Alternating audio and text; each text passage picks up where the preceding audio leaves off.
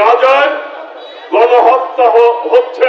আমাদের মুসলমানদের প্রথম কেবলা আল আকসা, মুসলমানদের আবেগ অনুভূতি, সেই জায়গায় হামলা করে আজকে নারী, শিশু, আবাল বনিতা, বৃদ্ধ সকলকে নির্বিচারে হত্যা করা হচ্ছে।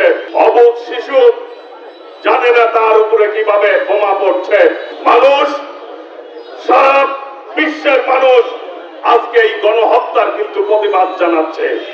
শুধু মুসলমানরাই জানাচ্ছে তাও কিন্তু না, মুসলিম বিশ্বের সমস্ত মানুষ এবং বিশ্বের গণতন্ত্রকামী সকল মানুষই এই গণহত্যার প্রতিবাদ জানাচ্ছে। আমরা বলতে চাই, কখনোই গণহত্যা চালিয়ে কেউ ক্ষমতায় টিকে থাকতে পারে নাই, তার ধ্বংস কিন্তু অনিবার্য। পৃথিবীর ইতিহাস তাই বলে।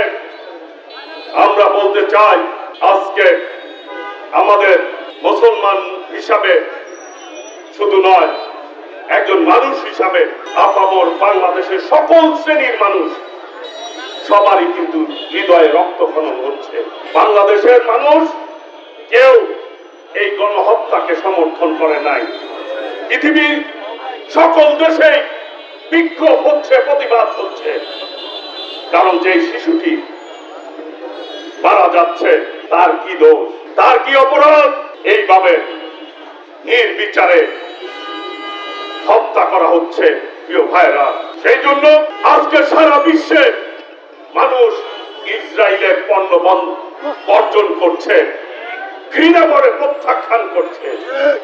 এই সমাবেশে আপনারা সকলেই হাত তুলে বলেছেন আপনারা ইসরায়েলের পণ্য ব্যবহার করবেন না, নাকি ভাইরা? আমরা কোনো গণহত্যাকে আমরা প্রশ্রয় দিব না, সমর্থন করব না। আমরা ঘৃণা করে প্রত্যাখ্যান করে নিন্দা জানাই এবং এর বিচার দাবি জানাই এবং এদের বিরুদ্ধে সমস্ত বিশ্ববাসীকে সোচ্চার হতে হবে, যাতে কেউ কোনোভাবে আর গণহত্যা না চালাতে পারে। সেই ব্যাপারে সকলকে ঐক্যমত হতে হবে।